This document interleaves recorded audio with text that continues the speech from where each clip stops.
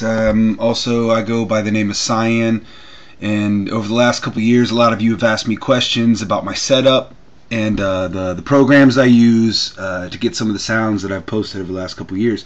So I want to make a quick video for you guys and show you what I've got, because I put it on online, but it gets technical and long-winded. So really quick, a lot of people ask about this. This is just a B1 mic from Behringer. It's not expensive, maybe $100. I think you could probably get a lot of similar things like this. I really like this thing. It's a little tripod, and it just sits here on my desk, like that.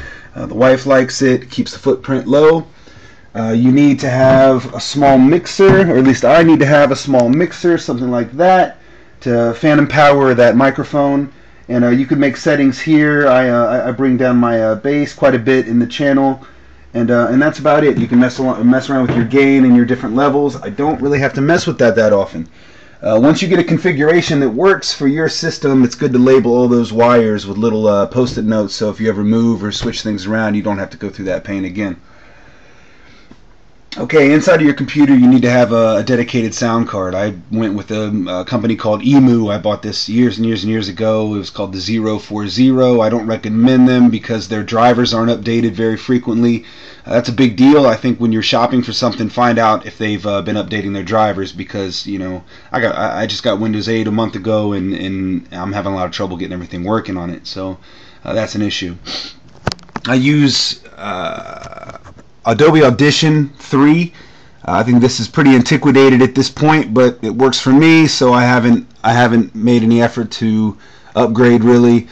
I think it'd be nice if I could get my effects in real time, but I have to take a track outside of the mix in order to mix it, and that can be kind of tedious. But real quick, the main thing that I use inside of Adobe Audition is the Waves plugin package, which is excellent. And the song that I just released, right after I recorded it, the raw sound sounds like this. My point of entry varies, my journey's in is a cherry, microphones isn't married, the phonies that don't eat. So, the vocal, it's coming through clearly. It doesn't have a lot of distortion or anything, but it's not really exciting. So what you can do, or what I did, is I open up that track like this. I highlight it all. The first thing I like to do, I go up here. It's going to be really difficult for you guys to see, I think. And then I go to C6, which is it's a compressor, and I lightly compress the song. That plugin looks like this. And I've already got the settings that I use. You can do drop-down settings from the little save icon, which should be here somewhere. Up here in the top. Or load. Here we go. Boop. No, right there. Load. Yeah, there you go. Go to the load button, and then it'll have a bunch of pre-settings. Then you can get close to something you like, and then tweak around and find something that really works for you. I just kind of bump the high end a little bit and do some mild compression. That cleans things up a tad. It bumps it up, and also seems to kind of normalize the channel a little bit. Then I go through, and for this effect, I was doing this machine here. It's called JJP Vocal Stereo, which has kind of a really rocky effect, really airy and breathy. And my point of entry, you can see that changed it quite a bit.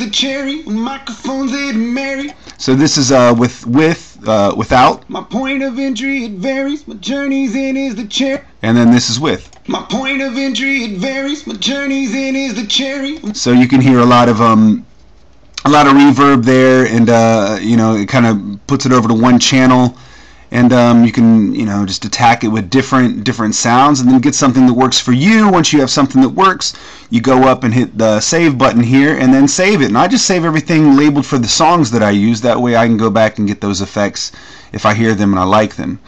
So I run it through that, and then that'll change the signal in that way. And then you see a lot of these really big peaks like this. You see how this thing's just shooting up, these little ticks? That's no good. You don't want that. So I go in, I blow that up, and then catch it right at the middle, and then highlight it right at the middle where this signal meets the red line in the middle. And then I'll just go up and simply just de-amplify that, get that down, get that much lower. So you might even be able to go something like -4. And then just see what that looks like, and that helps it a little bit. It's still kind of big, But I'd go through and do all those. I won't do that now because it takes a little bit of time. But try to get a lot of those really big spikes of sound out. Another thing that you can do that is go over here to the Reed de-esser stereo. And this is a de-esser. It removes some of the sibilance from your track. There are different thresholds that you can use. I have one that kind of works for me, but I still play around with it from time to time, and I suggest you do too. So you just hit OK, and you can see that actually chopped away some of these really big spikes. Those were S's then. This channel bumps the beginning very quickly, but that's all right.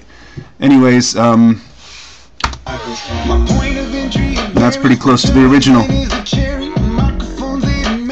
So that's just one sound, but you know there's loads of other ones. You know, you open this up, and the Waves VST Waves pack has that. It has this Kramer device plug-in that's really great as well.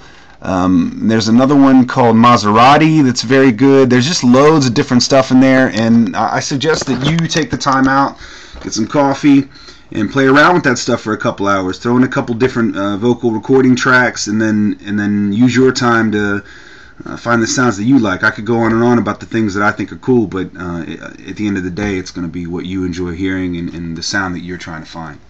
So I hope that helps. And if you guys have any questions, I'll share with you anything. I don't really mind. So rock on.